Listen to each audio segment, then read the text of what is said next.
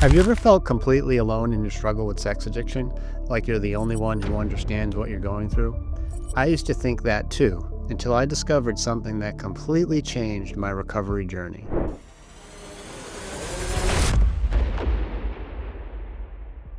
Finding the right support community for sex addiction recovery can feel overwhelming and sometimes even discouraging. As a certified sex addiction therapist, I've seen firsthand how the wrong supportive environment can actually hold people back in their recovery.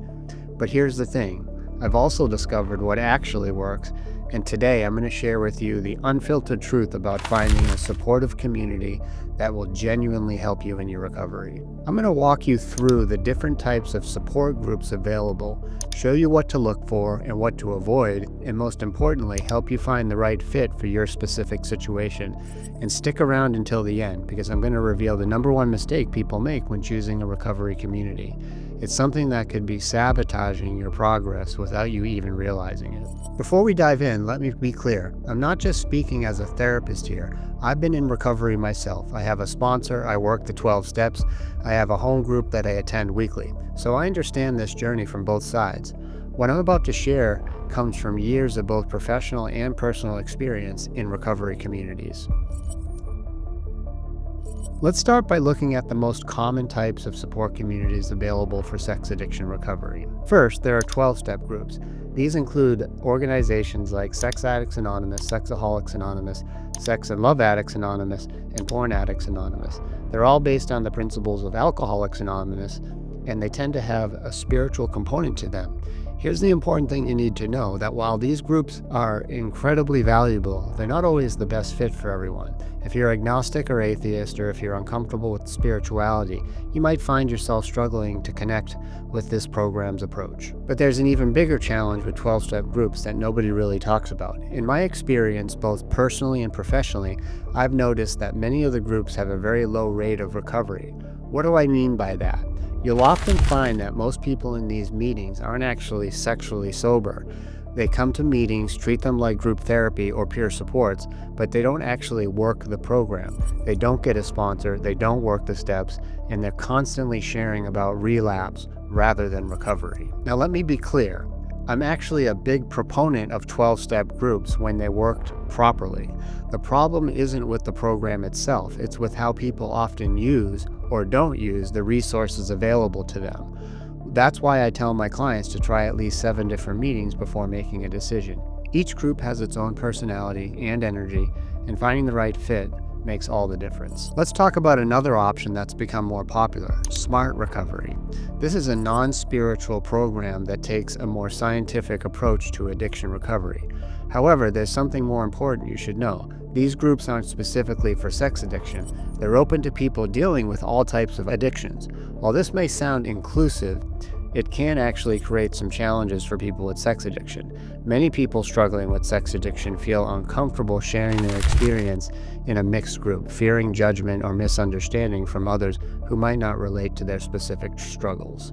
Here's an option that often gets overlooked: professionally led therapy groups. These are typically run by certified sex addiction therapists like myself, and then tend to have some distinct advantages.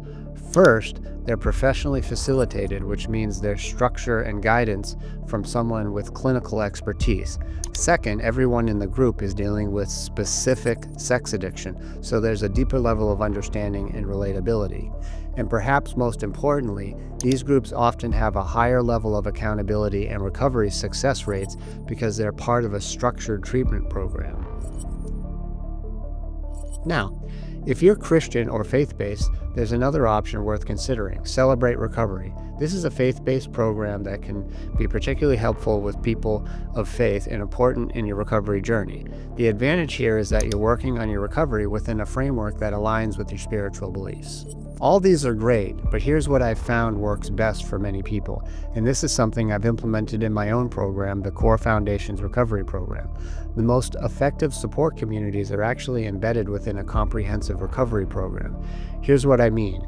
Instead of just having standalone support groups, you have a combination of professional guidance, structured curriculum, and multiple levels of community support. In my program, for example, clients have access to 4 or 5 groups per week. Some are led by me, others by my coaches, and there are even client-only groups. What makes this approach particularly effective is that everyone in these groups is working the same recovery program.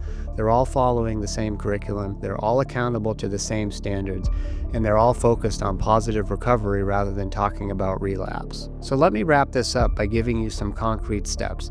First, you want to try different types of support groups. Don't limit yourself to just one approach. Try 12-step meetings, check out Smart Recovery, look into therapy groups. Give each one a fair chance. Remember my recommendation about trying 7 different meetings before making a decision. Second, pay attention to the overall tone of any group you visit. Is the conversation focused mainly on relapse, or is there discussion about recovery and growth? Are people actually working the program, or are they just showing up to vent? The energy and focus of the group matters more than you might think. And finally, look for a community that offers structure and accountability, not just support. Whether that's through a comprehensive program like mine or through actively working the 12 steps with a sponsor, the key is to find an environment that promotes actual recovery, not just attendance. Finding the right support community isn't just about having people to talk to. It's about finding people who will walk with you on your recovery journey, challenge you when needed, and celebrate your progress along the way. The right community is out there for you, and it's worth taking the time to find it. If you found this video helpful, be sure to check out my other videos where I'll be diving deeper into how to make the most of your recovery journey. And remember, recovery isn't just about stopping unwanted behavior. It's about building a life worth staying sober for.